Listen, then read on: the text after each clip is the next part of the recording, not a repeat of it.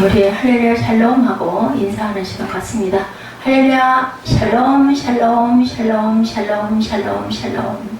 하나님 사랑합니다. 여러분 주 안에서 사랑합니다. 사도행전 6장 짧죠? 1절에서 10절까지 우리 교독했습니다. 우리가 너무나 잘 아는 스데반 집사가 처음으로 집사가 쓰는 그런 과정에 대한 내용이 주로 나와 있는데 전체 한번 쭉 살펴보도록 하고, 오늘 본문의 중점이 8절에서 15절까지인데 우리 전체 한번 봅니다. 6장에서는 예루살렘 교회의 전혀 새로운 모습을 소개하고 있는 걸 보게 됩니다. 필요를 위해서 집사집이 생겨나고 7 집사들을 안수해서 세우죠. 예루살렘 교회 성공적인 확장이 있을 때 교회 내에는 어려운 문제들이 뒤따른다. 확장될 때, 그죠? 어려운 문제들은 어느 교회나 다 있다는 거죠. 이런 문제들로 인해서 더욱 왕성해지고 극복해야 되겠죠? 증인의 삶을 힘있게 우리는 더욱더 살아가야 되겠다. 그것을 각오하고 다짐해야 되겠다. 택감받은 7 집사들의 이야기가 1절에서 7절까지 나타나 있습니다. 첫 번째 갈등이 나옵니다. 본문은 시간이 어느 정도 흐른 뒤에 예루살렘 교회의 상황임을 우리가 본문 내용을 통해서 알 수 있습니다. 1절에 보니 그때 제자가 더 많아졌는데 헬라파 유대인들이 자기의 과부들이 매일의 구제에 빠짐으로 이럽니다. 그래서 히브리파 사람을 원망한다. 12사도가 모든 제자를 불러 이르되 우리가 하나님의 말씀을 제쳐놓고 접대를 일삼는 것이 마땅치 아니하니 형제들아 너희 가운데 성령과 지혜가 충만하여 칭찬받는 사람 7을 택하라. 우리가 이 일을 그들에게 맡기고 우리는 오로지 기도하는 것 말씀 사역에 힘쓰리라. 제목을 바꿨어요. 지혜와 성령이 충만하여. 스데반 집사로 했다가 성령과 지혜가 충만하여. 2절 내용에서 3절이죠. 성령과 지혜가 충만하여.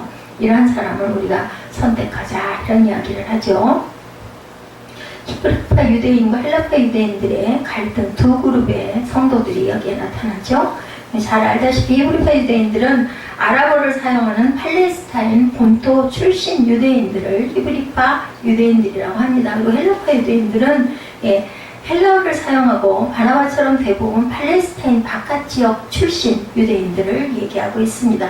예루살렘 교회는 공동 기금을 가지고 매일 가난한 교인들에게 필요한 물질을 분배해 주는 교회라는 이야기를 그래서 하게 되고, 주는 교회, 여한다 교회는 가난한 교인 중에는 자연히 과부들의 높은 비율을 차지하죠. 생활력이 없게 되기 때문에 특히나 그때는, 그죠?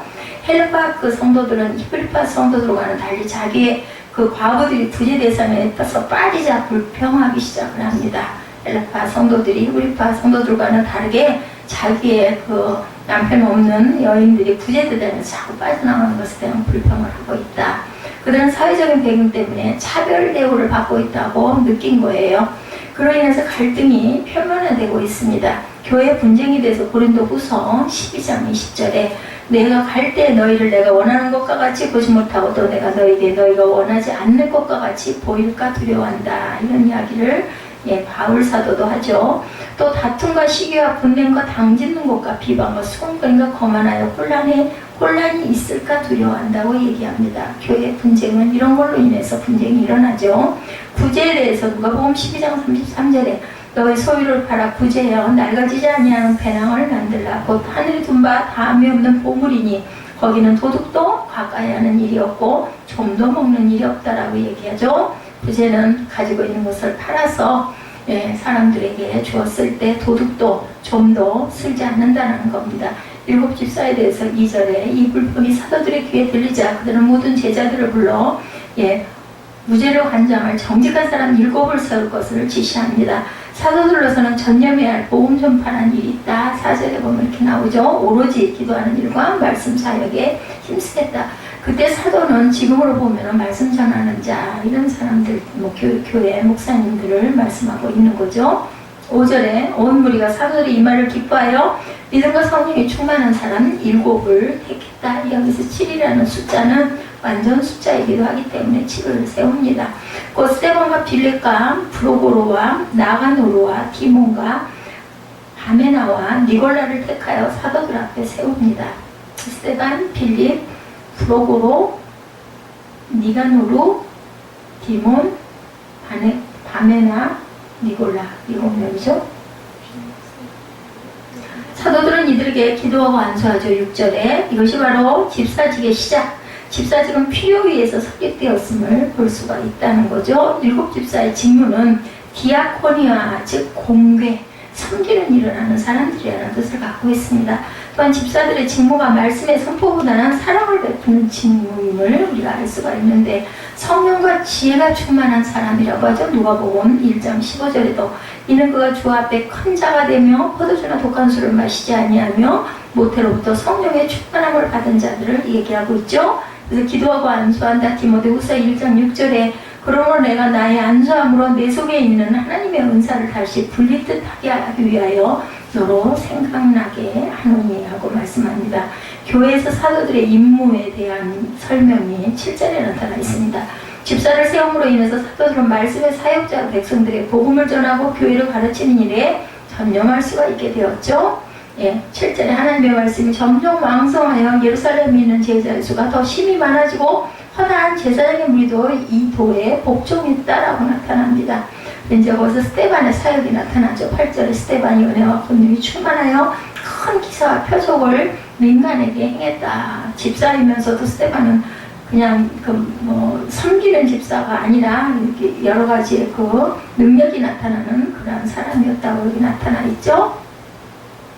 여기서 사도들의 전도와 교훈의 목적은 청중들을 하여금 예수 그리스도의 인격과 사역을 믿게 하고 그들의 신앙을 더욱 깊게 하는 데 있었던 것을 알 수가 있죠.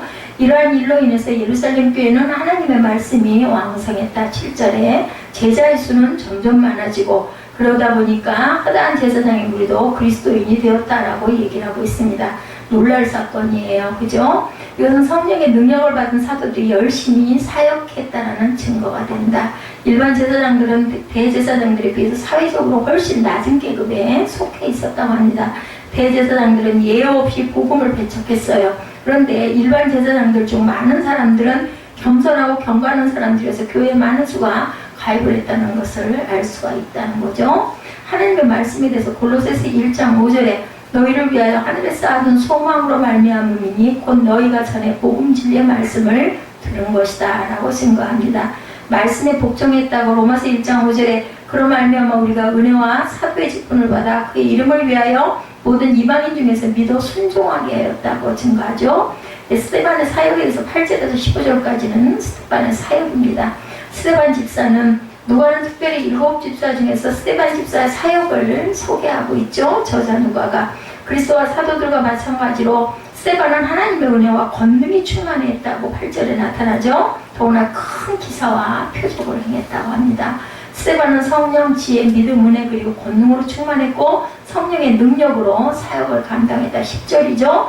이런 하나님의 은혜의 증거들은 과부를 위해 애쓰는 스데반에게 능력을 더하죠. 여기서 참으로 뛰어난 지도자의 모습을 볼 수 있다는데 스데반은 그냥 집사라고 보기보다는 지금으로 보면은 거의 목사나 장로직에 가까웠던 거예요. 그리고 이제 순교하는 거는 우리가 너무 잘 알죠. 사도행전 7장 59절에 그들이 돌로 스데반을 치니 스데반이 부르짖어 이르되 주 예수여 내 영혼을 받으시옵소서 하고 영혼이 잔이라 하고 나타납니다. 회당에서의 변론에 대해서 10절에 나타나죠. 지혜와 성령으로 말하면 그들이 능히 당하지 못했다라고 얘기하고 있습니다.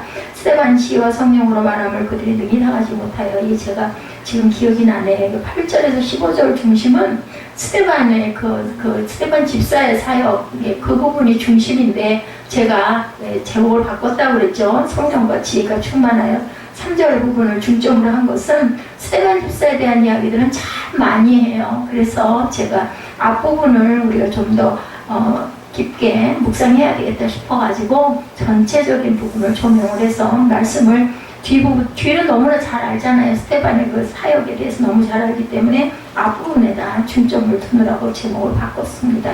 지금 생각이 나네요. 그래서 스데반을 몰아내려고 회당의 사람들은 은근히 사람들을 시켜서 그를 비난합니다.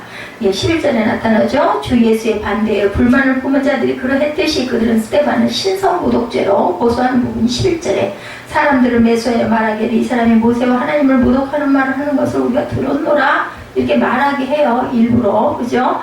그리고 그들은 백성들과 장로들과 서기관들을 충동질해서 스데반을 체포해서 사내들인 공회에 넘기는 부분이 12절에 나타납니다. 백성과 장로와 서기관들을 충동시켜 와서 잡아가지고 공회에 이르러 13절에 어떻게 됐어요? 예, 그러므로 이 주제에 대한 스데반의 주장은 자연히 논쟁을 불러일으키죠. 스데반을 고소한 내용은 스데반이 유대 관습을 그리스도가 철폐했다고 주장하므로 모세를 모독했다라고 말합니다. 거짓 증인들을 세우니 이르되 이 사람이 이 거룩한 것과 율법을 거슬러 말하기를 맞이 아니하는도다. 그의 말에 이 나사렛 예수가 이것을 헐고 모세가 우리에게 전해진 규례를 고치겠다함을 우리가 들었느라 완생 억지를 쓰는 거죠. 또한 하나님이 좌정에 계시면서 예배를 받으시는 성전을 헐라고 주장함으로 하나님 모독했다 이렇게 모략을 합니다. 스데반은 예수님의 성전 파괴 예언을 잘 알고 있었을 뿐만 아니라 모세의 율법에 대한 예수님의 가르침의 의미도 논리적으로 확고히 파악하고 있었음을 우리가 압니다. 거짓 증인들에 대해서 마가복음 14장 56절에 이는 예수를 쳐져 거짓 증언하는 자가 많으나 그 증언이 서로 일치하지 못했다라고 증거하고 있습니다. 성전을 허는 사건이 마태복음 26장 61절에 이르되 이 사람의 말이 내가 하나님의 성전을 헐고 사흘 동안에 지을 수 있다 하더라 하니 이렇게 나타나 있죠. 그랬는데도 스데반의 얼굴은 어떻게 됐다? 15절에 고매 중에 앉은 사람들이 스데반을 주목하여 보니 그 얼굴이 천사의 얼굴 같더라. 누가 뭐라고 하든 말든 그냥 얼굴이 천사 같은 모습을 하고 있었다는 거죠. 광채가 나요. 그를 죽이려고 고소한 거짓 증인들과 그를 죽이려고 하는 많은 사람들 앞에서도 스데반의 얼굴은 천사의 얼굴을 하고 있었다. 예수님의 말씀처럼 이리 가운데에는 양과 같고 비둘기같이 순결한 모습이었다는 겁니다. 성도의 생애는 이래야 되는 거죠. 빌립보서 2장 15절에 이는 너희가 흠이 없고 순전하여 어그러지고 거스르는 세대 가운데 하나님의 흠없는 자녀로 세상에서 그들 가운데 뭘로? 빛들로 나타내야 된다라고 증거하고 계십니다. 빛나는 얼굴에 대해서 고린도후서 3장 7절에 돌에 써서 새긴 죽게 하는 율법 조문의 직분도 영광이 있어 이스라엘 자손들은 모세의 얼굴이 없어질 영광 때문에 그 얼굴을 주목하지 못했다라고 말씀을 합니다. 현대 교회는 초대교회의 모습을 우리가 자세히 연구해 볼 필요가 있습니다. 제도적인 교회에서 은사적인 교회로의 변화가 필요하다. 교회의 진정한 권위를 회복할 수 있는 길은 성경적인 교회의 모습을 갖는 것이 필요합니다. 그렇게 될 때 하나님의 풍성한 은혜를 누리게 된다. 주석의 마지막 결론은 이렇게 말씀하고 있습니다. 예루살렘 교회는 성령으로 충만한 교회였죠. 모이기를 힘쓰는 교회였고 흩어지면 뭐예요? 전도하는 교회, 열심히 교제하는 교회, 그리고 서로 필요한 것을 나누는 교회, 그죠? 팔아서 나눠주죠. 기도에 힘쓰는 교회였지만 그렇다고 전혀 그런데도 불구하고 문제가 없는 교회는 아니었다는 거죠. 사람들이 모이는 곳에는 항상 문제가 있게 마련인데 교회도 예외는 아니었다. 큰 교회는 큰 교회대로, 작은 교회는 작은 교회대로 크고 작은 문제들이 항상 사람이 모이는 곳에는 있다.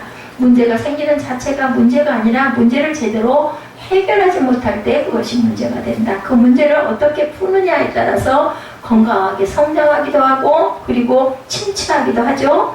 예루살렘 교회가 당면한 문제를 우리가 어떻게 풀었기에 이전보다 더 큰 부흥을 경험하게 되었는지를 보면서 건강한 교회가 되기 위한 성경적 원리를 돌아보도록 합니다. 예루살렘 교회 교인들에 대해서 나타나 있죠. 제자들은 사도들이 날마다 성전에 있든지 집에 있든지 예수는 그리스도를 가르치기와 전도하기를 쉬지 않았죠. 그 결과 점점 제자가 많아졌어요. 제자라는 표현이 사도행전에서는 여기서 처음 사용이 됩니다. 제자라는 단어에는 가르침을 받는다 혹은 훈련을 받는다라는 의미를 담고 있습니다. 교인의 숫자가 날마다 늘어나는 것은 어느 교회나 다 원하고 굉장히 부러운 현상이죠. 중요한 것은 출석 교인이 많아지는 것이 아니라 제자들이 많아져야 한다. 그래서 제자 훈련, 제자 양육 이런 프로그램들이 많이 있습니다. 자기 하고 싶은 것을 다 하면서도 영적 훈련을 받는 것을 싫어한다면 제자라고 할 수가 없죠. 그런 사람들이 신앙의 연륜만을 이유로 교회 지도자들이 된다면 그 교회는 건강한 교회가 되지 못합니다. 평소에 훈련을 많이 받은 군사가 싸움에서 이길 수 있듯이 교회에서 영적인 훈련을 받은 제자들이 많아야 마귀와의 영적인 싸움에서 이길 수가 있다는 겁니다. 제자는 기도와 말씀을 통하여 훈련을 받고 삶의 변화가 나타나고 예수님을 위하여 자기 삶을 헌신하기로 작정한 사람들이 제자다. 예루살렘 교회는 그런 제자들이 점점 많이 불어나고 있었다는 거죠. 여기에 중점이 나타나죠. 2절에 헬라파 유대인과 히브리파 유대인에 대해서 나타나죠. 한국에서 태어났지만 어렸을 때 미국에 이민을 와서 단 1.5세대나 미국에서 태어나 자라난 2세대들은 한국어보다 뭘 잘해요? 영어에 익숙합니다. 그래서 이민교회들은 단일 문화권에 있는 한국교회들과 달리 영어가 편한 교인들을 위해서 별도의 프로그램을 준비해야 한다고 합니다. 예루살렘 교회도 사용하는 언어에 따라서 크게 헬라파와 이렇게 히브리파로 나뉘었다라는 거예요. 헬라파 유대인들이란 외국에서 태어나 외국에서 살다가 팔레스타인 지방으로 이주하였기 때문에 헬라어가 유창한 유대인들이었고, 그리고 히브리파는 그 자리에 살던 사람들이니까 그 자기 나라 말을 그냥 그대로 히브리어를 했겠죠. 그들은 예루살렘 교회의 소수였다라고 합니다. 헬라파 유대인들이. 반면에 히브리파 유대인들은 팔레스타인 지방에서 태어나서 살았고 일상어로 아람어, 예수님이 사용하시던 아람어를 사용했죠. 히브리파 유대인들과 헬라파 유대인 사이는 문화적, 언어적 차이가 있기 때문에 그리스도에 된 이후에도 갈등의 소지를 많이 안고 있었다. 과부들에 대해서도 나타나죠. 로마 제국이 지배하던 1세기에는 전쟁이 많았어요. 그러다 보니까 그 전쟁에 참여했던 남자들이 많이 죽었겠죠. 그래서 보통 여자들이 남자들보다 오래 살아서이기도 하고 전쟁에서 많이 희생이 되기도 해서 과부들이 많았다는 겁니다. 구약에 보면 나그네나 고아나 과부를 돌보라는 구절이 많은 것도 그 시대의 문화를 가리키는 거예요. 혼자 있는 여인들이 너무나 많기 때문에. 그렇죠. 신명기 14장 29절, 출애굽기 23장 10절 11절에도 고아와 과부를 돌보라고 많이 말을 하고 있습니다. 사회보장 제도가 되지 않은 당시에 과부가 된다는 것은 생계를 책임질 사람이 없어져 버리는 거라는 뜻이기도 합니다. 더군다나 외국에서 온 경우에는 가까운 친지나 친척이 없기 때문에 정말로 먹고 살기가 더욱더 힘들었겠죠. 그래서 교회에서 과부들을 위한 구제 사역이 활발했다. 예루살렘 교회에서 특별히. 문제의 발단은 소외된 자들의 원망이 나는 왜 그 혜택을 안 줘? 이런 원망 어디나 다 있죠. 사도들이 교육과 전도에 힘쓴 결과 예루살렘 교회의 제자들이 많아지게 되죠. 그런데 교회 사역 시스템이 제대로 갖춰지지 않은 상태에서 교인들이 갑작스럽게 늘어나다 보니까 문제가 생깁니다. 빠짐으로라는 단어가 문법적으로 과거 습관적인 동작을 나타내고 있습니다. 헬라파 과부들이 구제에 어쩌다 한번 빠진 것이 아니라 자꾸 빠져. 그러니까 자꾸 그 사람들이 자꾸 제외가 됐다라는 거, 빠져나갔다라는 것은 1절에 나타나죠. 그때 제자가 더 많아졌는데 헬라파 유대인들이 자기의 과부들이 매일의 구제에 빠짐으로 히브리파 사람을 원망하니 본토 사람들을 원망했다라는 거야. 빠졌다라는 것은 여기서 자꾸 바깥으로 따돌림이 됐다는 거죠. 교회 사역 시스템이 이렇게 자꾸 문제가 생겼어요. 자꾸 빠집니다. 그래서 헬라파 유대인들의 소외감을 느끼고 히브리파 교인들을 향해서 원망을 하는데 1절에 구제로 번역된 헬라어는 디아코니아라고 나타나 있습니다. 그 원래 뜻은 서비스의 테이블이에요. 그것은 뭐예요? 식탁에서 시중을 드는 것을 가리키는 얘기죠. 영어 그대로 번역을 하면. 여기서 하인, 사환이라는 뜻을 가진 디아코노스가 나왔습니다. 집사로 번역되는 영어 단어 디코온이 나왔다는 뜻이에요. 그러니까 집사의 원뜻은 웨이터, 식탁에서 시중 드는 사람이라는 뜻을 갖고 있다는 거예요. 집사는 섬겨야 할 의무를 가진 사람인데 교회에서 아무 일도 하지 않으면서 집사라고 불린다면 그건 말이 안 되는 거죠. 접대를 일삼는다는 말은 식탁 봉사를 주로 의미를 했다는 거. 이 원어에 나타난 뜻 자체가 그렇습니다. 사실상 접대를 일삼는다는 말은 식탁 봉사인데 사도들이 상에 서서 음식을 나눠주기보다는 과부들을 돌보기 위해서 기금을 모으고 필요한 음식을 구입하고 나눠주는 모든 일을 감독하는 일이었을 겁니다. 사도들은. 그죠? 원망한데라는 동사는 문법적으로 이례적인 행동을 말하고 있습니다. 헬라파 유대인들이 소외된 것을 인하여 불만을 가졌다가 어느 날 집단적으로 불만을 터뜨렸다는 거죠. 그래서 히브리파 사람을 원망하니 이렇게 나타나 있습니다. 우리말로 번역에는. 그죠? 좋은 뜻으로 시작한 구제가 갈등의 원인을 제공하고 있었던 거예요. 이 문제가 제대로 수습되지가 않으면 교회가 자칫 히브리파와 헬라파로 분열이 되게 생겨 있어요. 아주 굉장히 중요한 그런 기록이 있었죠. 예루살렘 구제에서 구제 사역으로 생긴 갈등을 해결하는 것이 바로 7 집사를 세우는 일이었던 거예요. 자, 2절에 헬라파 유대인들이 털어놓은 원망이 사도들의 귀에까지 들어갑니다. 사도들은 문제 해결을 위해서 자기들의 의견에 동조하는 몇 사람만 모은 것이 아니라 모든 제자를 다 불러 모읍니다. 요즘으로 따진다면 제식회나 공동의회를 소집하는 거죠. 회의를 하는 거죠. 교회 문제는 지도자들에게만 미뤄도 안 되고 성도들에게만 미뤄서도 안 되죠. 문제가 있을 때 무조건 덮으려고 하고 적당히 넘어가려고 해서도 안 됩니다. 그 교회의 성도가 아닌 것처럼 이 교회는 이게 문제고 저 교회는 저게 문제, 이렇게 그것을 가지고 비판하거나 그것을 가지고 얘기를 소문을 퍼뜨리는 것도 성숙한 행동은 절대, 해결책은 절대 아니죠.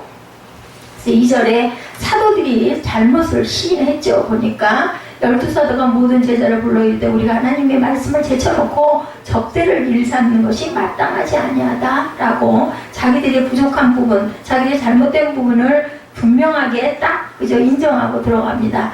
여기서 개혁성경에서 사도로 나오는데 헬라어 원문에는 그냥 12로 표현이 되어 있었다고 해요. 자, 12사도들이 모였다라고 얘기했는데 그것은 12사도가 모든 제자를 불러서 그 아래에 있는 제자를 다 불러가지고 모여서 회의를 했다는 거죠. 예, 그래서 실수를 저질렀어도 절대로 자기 입으로 인정하지 않는 사람들이 있는데 그렇게 해서는 해결이 안 되죠. 그런데 사도들은 이 사건이 일어났을 때 원망하는 사람들을 비난하거나 다른 교인들에게 책임을 전가하지를 않았어요. 중요한 것은 자신들의 부족함을 인하여 문제가 발생한 것을 솔직하게 인정을 하고 많은 경우 지도자가 되면 모든 것을 아는 것처럼 그리고 자기 실수를 인정하지 않으려고 하는 그러한 뭐라고 해야 되나, 그죠? 나는 절대로 그런 빈 구석이 없다라고 이렇게 우길 수가 있는데 그런 유혹을 받기도 하죠. 실수했다고 그러면 뭔가 굉장히 자기가 부족한 것 같아가지고. 근데 그렇지 않았어요. 출애굽기 18장에서 보면 모세가 하나님과의 대면하는 위대한 능력의 종이었는데도 불구하고 어떻게 했어요? 이스라엘 백성 전체의 송사를 다 맞아서 해결을 못했어요. 모세도, 그죠? 그런 동안에 모세도 지치고 백성도 지쳐 그걸 하려니까 혼자 다 그걸 감당하려니까 그때 누가 장인인 이드로가 거기를 왔다가 제안을 해서 뭐가 생겼어요? 1000부장, 100부장, 50부장, 10부장 제도를 도입을 하죠. 그래서 효율적으로 사용을 하는 부분은 우리가 압니다. 예, 출애굽기 18장 25절이죠. 모세는 비로소 가족들과도 시간을 보낼 수 있게 되었습니다. 실수를 겸손히 인정하고 새로운 출발하는 것이 참된 지도자의 모습이다. 아주 자기 고집만 그렇게 푹푹 구겨대고 내가 뭔데 이래서는 교회에서 절대 안 된다. 그래서 역할을 분담하게 되죠. 2절과 4절에 12사도는 문제를 해결하기 위해서 자신의 사역의 우선순위를 정합니다. 하나님의 말씀과 접대를 구분하죠. 9절을 2절의 하나님의 말씀과 4절의 말씀 사역은 같은 뜻을 가지고 있습니다. 복음을 선포하고 믿는 자들을 가르치는 일을 가리키죠. 2절과 4절에 보면 말씀을 제쳐놓고 이렇게 하죠. 그리고 4절에도 오로지 기도하는 일과 말씀 사역에 힘쓰기라는 게 성경 연구에 힘쓰겠다는 얘기예요. 여기서 사역은 디아코니아라는 단어를 사용하고 있기 때문에 말씀 사역은 말씀의 봉사라는 것을 뜻합니다. 말씀의 섬김이라고 할 수도 있죠. 바꿔서 말하면 공동체 내의 모든 사역은 섬김의 기초를 가지고 있어야 한다. 또한 접대는 구제 사역을 의미하죠. 말씀 접대 뭐죠? 2절에 보니까 접대를 일삼는 것, 이것은 이제 뭐예요? 식탁 먹이는 것, 이런 부분을 접대라고 여기서 얘기하고 있다는 거죠. 구제사역. 하나님의 말씀을 제쳐놓고 접대를 일삼는 것이 마땅치 아니하니라는 말은 사도들이 구제사역에 참여해서는 안 된다는 거예요. 그래서 그걸 전담하는 사람을 만들어야겠다. 말씀 사역이 구제사역보다 더 중요하다고 말하고 있지 않아요. 다 중요한 거죠. 교육과 전도는 영적인 일이고 구제는 육적인 일이라고도 말하지를 않습니다. 구제도 하나님의 영광을 위한 목적으로 이루어지면 영적인 일이 되고 교육과 전도도 인간적인 목적으로 이루어지면 육적인 일이 되고 만다는 거예요. 그것은 하나님이 그들을 어떻게 부르셨는지 소명의 문제입니다. 어떤 게 중요하고 어떤 게 덜 중요한 건 절대 아니다. 교회에서 일어나는 모든 섬김은 다 중요하고 다 필요한데 다만 하나님이 그 사람에게 어떤 소명, 이 사람은 어떤 특징을 갖고 있는지 너무나 잘 아시죠. 하나님께서는 그것이 차이가 있을 뿐이라는 거죠. 그래서 사도들의 주된 역할은 하나님의 말씀을 전하고 가르치는 것, 그죠? 지금으로 보면은 목사님들인 경우가 많겠죠. 하나님께서는 이 사건을 인해서 사도들이 본연의 자세로 돌아오도록 부르시죠. 하나님께서 우리를 부르실 때 각자를 향한 하나님의 뜻이 있다는 것을 우리 꼭 알아야 되겠다. 중요한 것은 무슨 사역을 하느냐가 아니라 하나님의 뜻에 따라 맡겨진 사역을 얼마나 충실하게 잘 감당하느냐가 중요하다는 거죠. 그래서 고린도전서 4장 2절에 바울은 맡은 자들에게 구할 것은 뭐라고 그러세요? 충성이니라 라고 권면합니다. 사도들은 구제를 다른 일꾼들에게 맡기고 자신들은 오로지 기도하는 일과 말씀 사역에 전념해야 되겠다라고 다짐을 하는 거죠. 이렇게 해야 이 교회가 체계가 서서 가겠다. 모든 성도들이 각기 가진 은사를 10분 발휘하고 사역에 참여할 때 그리스도의 몸인 교회는 건강하게 성숙하고 균형 있게 자라게 된다. 그래서 교회 사역은 절대 혼자 할 수 있는 일이 아니라고 그러죠. 다 같이 참여해야 된다라는 거죠. 그래서 구제로 섬기는 사람이 있고 말씀으로 섬기는 사람들이 있어야 한다. 학생을 가르치고 섬기는 사람이 있고 무엇을 잘 고치면서 또한 그죠? 교회 또 여러 가지 이런 문수리를 하거나 이런 것들도 교회 안에서 다 일어나는 거예요. 그래서 그런 걸 잘하는 사람은 그런 걸 또 섬깁니다. 자기가 있어야 할 자리와 역할을 분별하는 것이 굉장히 중요하다. 그리고 모두 다 참여해야 되는 거죠. 서로의 사역을 존중하고 다른 사람의 사역이 잘 되도록 또 도울 수 있으면 돕고 배려도 할 줄 알아야 된다. 그럴 때 믿는 사람들은 성숙한 사람들이 되고 비로소 제자로 불리게 된다는 거예요. 특히 목회자는 기도, 말씀 전함, 성도의 훈련의 주된 임무를 가지고 있다는 것을 말씀하고 있습니다. 모든 성도들이 훈련받은 대로 서로 섬기고 사역에 참여하면서 예수님의 온전한 제자로 세워져야 되겠죠? 교회는 그래야 건강한 교회가 된다. 그래서 일곱 집사를 선출하는 부분이 5, 6절에 나타나죠. 성장하는 교회는 조직이 없이 뜨겁기만 한 교회가 아니라 조직을 구성하는 일꾼들이 하나님의 능력으로 무장되는 교회가 되어야 된다. 역할 분담이 제대로 되어 있지 않아서 교회에 잠시 혼란이 왔어요. 어디도 이 예루살렘 교회 이렇게 제자가 점점 많아지고 말씀에 아주 많은 사람들이 은혜를 받아서 많은 사람들이 점점 숫자가 많아지는 예루살렘 교회도 이런 혼란이 있었다는 거죠. 그래서 사도들은 제자들을 모아놓고 그들에게 너희 가운데 성령과 지혜가 충만하여 칭찬받는 사람 7을 택하라. 여기서도 분명한 건 성령이 굉장히 중요하게 취급이 되고 있고 그 다음에는 지혜가 충만되다. 이게 무슨 지혜일까요? 하늘의 지혜겠죠? 그래서 칭찬을 받는 사람 7을 택하라고 얘기를 합니다. 택하라는 과거 명령형으로 되어 있어요. 지금 당장 하라는 말이죠. 그래서 과부를 돌보는 문제로 시작된 갈등이 교회에 더 피해를 주지 않도록 빨리 해결하기를 원하고 사도들은 그 일을 맡은 사람들의 자격을 제시했어요. 그죠? 성령과 지혜가 충만한 사람, 그리고 칭찬받는 사람, 맡겨진 일을 제대로 수행할 수는 지혜가 충만하고 다른 사람들에게 그런 사람들은 칭찬을 받죠. 어느 곳에서나 환영을 받습니다. 그 자격을 보면 업무 추진 능력이나 세상적인 경력을 따지질 않습니다. 영적인 자질과 대인 관계를 기준으로 삼고 있는 것을 우리가 봅니다. 7을 선택하는 기준은 오늘날 교회에서도 그대로 적용이 되고 있습니다.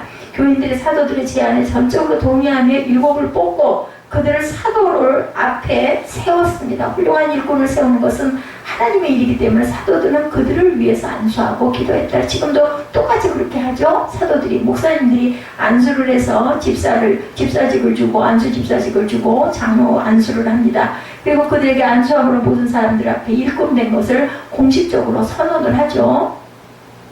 아리스토텔레스, 소크라테스 하며 그리스 사람들이 이름은 S로 끝이 난다 그래요. 그래서 스테파노스, 필리포스 이렇게 얘기해 니콜라스 7의 이름이 주로 헬라식으로 발음이 되었다는 것을 우리가 알 수가 있습니다.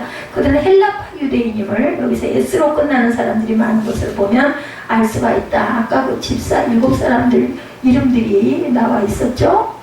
성령이 충만한 사람들, 스데반, 그죠? 브로고노코로스, 이것도 스로 끝나고 니가노루스 이런 식으로 나타나 있는 것을 아마 이렇게 표현했던 것 같습니다. 그래서 굉장히 헬라파 유대인들이 많았다는 것을 우리가 알 수 있다.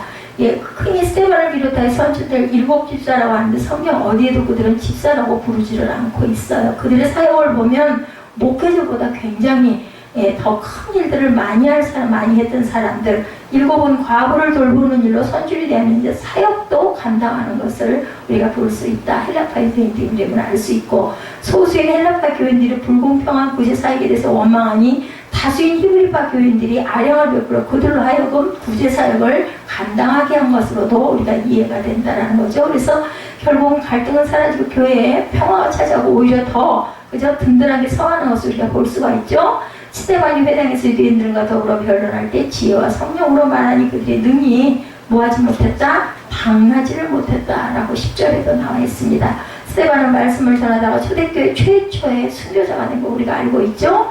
7 중에 하나인 빌립도 그죠? 훌륭한 전도자로 사마리아 지방을 전도하며 에디오파에서 온 재정을 담당하던 레시에게 복음 전하고 세례 베푸는 거 우리가 알죠. 니골라는 안디옥 출신이고 이방인이었는데 유대교로 개종했다가 예수님을 믿게 되었고 초대교회 일꾼까지 되었다는 점이 특별하다. 스데반의 순교를 계기로 예루살렘에 박해가 시작되었을 때 많은 교인들이 예루살렘을 떠납니다. 박해가 들어오니까 그중에서 헬라파 유대인들은 토박이가 아니었기 때문에 쉽게 예루살렘을 떠날 수가 있었고 사방으로 흩어진 그들은 히브리파 유대인들보다 언어와 문화의 이점 때문에 더 효과적으로 선교의 사명을 감당했다고 나타나고 있습니다. 일곱은 디아스포라 유대인으로서 예수님의 선교 유인 명령까지 수행하는 사도의 버금가는 지도자들이 되었다. 그래서 결국 7절에 교회가 든든히 서갔다라고 나타나죠. 문제가 있을지라도 주님의 인도함을 구하면서 공동체가 함께 문제를 풀려는 긍정적인 자세를 가질 때 하나님의 은혜가 임한다. 서로가 네 탓, 내 탓을 그걸 따질 것이 아니라 그것을 어떻게 해서 이것을 잘 수습하고 완벽하게 선을 이룰까 이게 굉장히 중요하죠. 그리고 부족한 부분은 얼른 찾아내서 인정을 해야 됩니다. 예루살렘 교회는 말씀과 기도가 살아있도록 사도들은 본분에 충실하고 적절한 일꾼을 세워서 은사에 따라 그들이 교회를 섬기게 하고 남을 배려하는 가운데 더욱 견고하게 서갔다. 왕성하다, 많아진다, 복종한다 이 세 동사가 문법적으로 계속해서 나타나는 형태로 본문의 원어적으로 보면 나타납니다. 하나님의 말씀이 계속해서 이래서 퍼져나갑니다. 이런 그 행정을 잘 처리함으로 인해서 예루살렘에 있는 제사의 수가 계속해서 많아지고 그들 중에 허다한 제사장들이 계속해서 믿었다. 우리가 생각할 때는 대제사장이 제일 먼저 등록을 했을 것 같은데 아니었다는 대제사장들은 절대로 교회에 나오진 않았다는 거죠. 그래서 보면 첫 번째 말씀이 살아있는 교회가 되었다는 것이 중요하다. 하나님의 말씀이 점점 왕성하여 라고 표현되어 있죠. 사도들이 말씀에 전념하게 되자 가르침이 더욱 풍성하고 깊은 아니 성경을 연구를 하고 열심히 읽고 많은 주석을 봐야 전하잖아요. 근데 구제사역 하는데 그냥 계속 돈 들어오는 거나 들여다보고 앉아있고 가난한 사람들 나누는 거에 막 집중하고 있고 하다 보면 성경 들여다보고 앉아있어 열심히 말씀을 만들 시간이 없었다는 거예요. 지금 요즘에도 그런 일들이 너무나 많습니다. 특히나 남자 목사님들은 어디 있다 해서 다니시다 보면 제가 조금 해보니까 저는 절대로 그렇게 할 수가 없을 것 같아요. 대충은 절대로 못 넘어가기 때문에 그러다 보니까 이 예루살렘 교회도 그렇게 분담을 시키고 나니까 말씀이 풍성해지니까 얼마나 그 말씀 속에서 흥황하는 역사가 일어났겠어요. 둘째 그러다 보니까 부흥하는 교회가 되었다는 겁니다.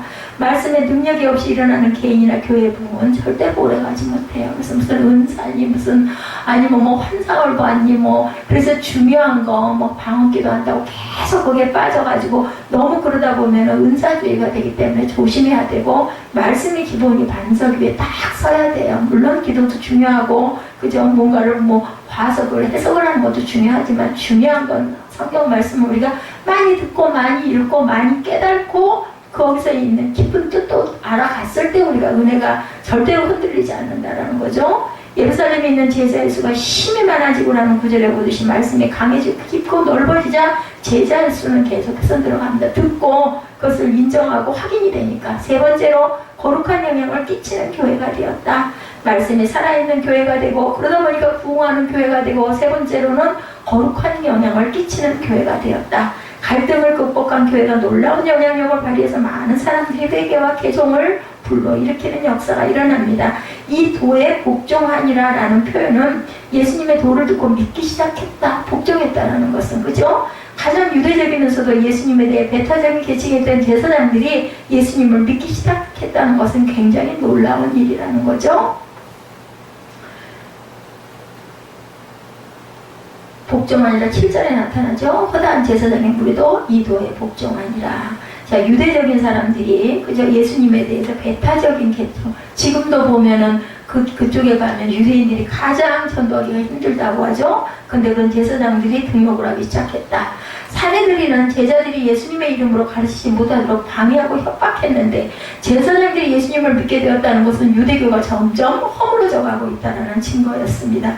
복음의 능력이 그만큼 강력했다. 사람의 취향과 흥미를 만족시키기 위해 쓰기보다는 말씀에 집중한 교회가 사람을 끌어들이고 심지어는 적대자까지도 감화시키는 것이 하나님의 역사라는 것. 중심은 어디에? 말씀에 있어야 된다. 부흥은 오직 교회가 말씀에 집중할 때만 기대할 수가 있습니다. 그래서 사역의 중요성은 사도들의 강력한 권위와 권능으로 교회를 이끌었음에도 구제 문제로 예루살렘 교회가 어려움을 겪었죠. 본인은 아니었죠. 그럴 줄 몰랐어요. 하다 보니 그렇게 된 거죠. 교회의 다수를 이루는 히브리파 유대인들이 소수인 헬라파 유대인들을 제대로 배려하지 못한 이유가 있었다. 이것으로 인해서 문제가 생기자 사도들은 사역의 원칙을 이렇게 해서 세웠던 거예요. 그 결과 사도들은 기도와 말씀에 전념하게 되고 선출된 7은 구제를 담당하게 되고, 여기서 사역이 중요한 원리를 우리가 발견할 수가 있는데, 이가 없으면 잇몸을 한다고 급하면 누구든지 일을 하면 되지 하는 원칙적으로 모든 사람이 모든 일을 하도록 부름받지 않았다라는 거. 이것은 원리를 3가지로 표현한다면 하나님은 자신의 모든 백성을 사역자로 부르셨어요. 그리고 하나님은 사람마다 서로 다른 사역으로 부르셨다는 걸 우리가 알아야 됩니다. 하나님은 부름받은 사람들이 그 부름에 집중하기를 또한 기대하고 계시고, 디아코니아는 사역복음은 성김을 총칭하는 단어인데 12사도의 일과 7의 일에 모두 디아코니아라는 단어를 사용한 것은 의도적이었다고 나타납니다. 7이 식탁의 디아코니아 혹은 구제사역으로 부름받았다면 12은 말씀의 디아코니아 혹은 말씀 사역으로 부름을 받았다. 어떤 사역도 다른 사역보다 열등하지 않다라는, 다 똑같다라는 거. 그런데 사역을 제대로 하려면 성령이 충만해야 된다. 제일 중요한 건 성령이 충만해야 된다. 모든 그리스도인들은 사역으로 부름을 받았다라는 거예요. 왜냐하면 우리는 섬김을 받은 것이 아니라 예수님이 내가 섬김을 받으러 온 게 아니라 섬기려 했다고 말씀하시죠. 예수님의 제자들이기 때문에 우리도 또한 그렇다. 사도들이 7에게 구제사역을 위임하고 자신들의 소명에 집중한 결과 이렇게 풍성한 열매가 맺힌 우리 예루살렘 교회를 봤을 때 우리도 또한 이런 부분을 잘 감당해야 되겠다. 목사님들과 교인들이 이 교훈을 깨닫는 것이 교회 건강을 위해서 굉장히 중요하다는 것을 알아야 되겠다. 목사가 교회 모든 일에 모두 다 참여한다면 말씀 사역을 할 시간이 없는 거예요. 그죠? 집중할 수 있게 해줘야 된다는 거죠. 교회에 열심히 사역하는 교인들도 있고 거의 사역하지 않은 교인들도 있어요. 그런데 직분이나 직책을 받아 섬기는 분들도 있고 그런 것 없이도 또한 이름도 없이 빛도 없이 열심히 섬기는 분들도 많이 있습니다. 건강한 교회가 되려면 일할 수 있는 교우들이 은사를 따라서 모두 다 참여해서 섬길 줄 알아야 되겠다. 에베소서 4장 12절이죠. 주님께서 사도, 선지자, 복음 전하는 자, 목사와 교사 등을 삼으신 것은 성도를 온전하게 하여 봉사일을 하게 하며 그리스도의 몸을 세우기 위해서 필요하다고 나타나 있습니다. 그래서 항상 일보다 사람이 먼저다. 성도들을 양육할 때 우선 사람이 성숙하도록, 그래서 새신자 교육이 아주 중요하죠. 교회에 딱 들었으면. 그리고 1:1 양육이 일어나는 것도 그렇기 때문에 말씀으로 1:1 양육을 계속해서 길러가야 된다. 각 성도를 훈련시켜 일어날 준비를 우리가 항상 해야 되며, 돌아보면 제대로 양육하지 않고 있는 일부터 맡겨서 맡은 분들이 어떻게 해야 할지 방법을 모르거나 왜 해야 되는지 동기부여를 모를 때 그것을 계속해서 가르칠 필요가 있다. 그래서 봉사일은 그리스도를 섬기는 일이라는 것을 깨달아 알아야 된다. 근데 봉사하면서 화를 내는 사람들은 절대로 할 수가 없기 때문에 은혜를 받지 않으면 못한다는 얘기를 많이 하죠. 본전 생각이 나는 거예요. 왜 맨날 이렇게 내 주머니 털어야 되고, 왜 맨날 이렇게 시간 들여가면서 교회를 일찍 나가고 끝까지 남아야 되고, 도대체 주일날은 쉴 수가 없어. 이런 얘기들을 많이 하게 됩니다. 서리 집사는 안수 집사를 목표로 삼고 일하고, 안수 집사는 장로를 목표로 일하고, 그것이 안 될 때는 교회를 옮기는 풍토는 건강한 교회의 모습도 건강한 성도의 모습도 아니라는 것. 하나님께서는 모든 믿는 사람에게 다 은사를 주셨어요. 그래서 성경에는 다양한 은사들이 언급이 되죠. 아까 우리가 읽어본 대로 분량대로 주신 선물을 받아서 최선을 다해서 섬겨야 되는 걸 받은 건 우리가 막 의식뻑뻑 자랑하라고 받은 게 아니라는 거죠. 섬기라고. 왜냐하면 예수님이 섬김 받으러 오신 게 아니라 섬기려고 오셨다고 하셨으니까 우리도 똑같아야 된다는 거죠. 그러려면 내가 가진 은사가 무엇인지 그것을 발견하고 그것을 사역에 잘 사용하도록 개발해야 되고 훈련받아야 되고 그리고 먼저 배워야 된다. 자신에게 맡겨진 직분과 은혜를 감사하게 받고 겸손하게 그리고 충성스럽게 감당함으로 그리스도의 몸을 건강하게 세워가는 우리 기초도들 돌들이 다 돼야 되겠다. 사도들이 기도와 말씀에 힘썼다고 했는데 기도와 말씀에 힘쓰는 것은 모든 성도들이 가져야 할 기본 그 자세죠. 이 예배에 참석한 모든 성도들이 언제나 항상 기도와 말씀에 열심을 가져야 된다. 각자의 믿음이 그리스도의 장성한 분량에까지 이르기 위해서 본인을 위해서 그래서 그렇게 이루고 나면 섬기지 말아라 해도 그냥 안 섬기면 못 견디는 그런 마음이 되겠죠. 중요한 것은 이렇게 항상 하나님께서 우리를 부르셨을 때는 모두 다 사역자로 부르셨다는 거 그리고 모두에게는 다 각자의 은사가 있다는 거 그것을 우리가 열심히 갈고 닦고 훈련해서 우리 뒤에 오는 사람들에게 잘 낭독하고 빌려나가는 몫을 감당해야 되겠다는 것이 사도행전 6장의 말씀 전체 그리고 거기에 가장 첫 번째로 본이 되었던 사람이 스데반 집사였는데 이 스데반 집사는 집사라기보다는 거의 그저 말씀 전하는 가르치는 자의 사역까지 다 담당하고 굉장한 은사도 많이 나타났던 자로 첫 번째 순교자였다는 것. 그래서 스데반 집사가 굉장히 유명하죠. 그래서 집사가 생겨난 것이 바로 예루살렘 교회에서 이런 그 사역의 부족을 느껴가지고 회의를 통해서 7을 택해가지고 세웠다. 이것이 시작이었다라는 거예요. 그래서 교회에서 지금들도 다 그렇게 해서 안수하여서 집사직을 주고 그 집사는 하나의 벼슬이 절대로 아니고 섬김을 위해서 뽑힌 사람들이기 때문에 정말 충성하고 섬겨야 되는 것이 누구의 모습? 그리스도의 장성한 분량으로 자라가는 성도의 모습이라는 것이 오늘 사도행전 6장 전체의 내용입니다. 우리가 깊이 묵상하시고 그리고 또한 거기서 귀한 은혜를 받으시고 우리가 가야 할 바를 똑바로 향하고 나가는 저와 여러분 되시기를 주님의 이름으로 축복합니다.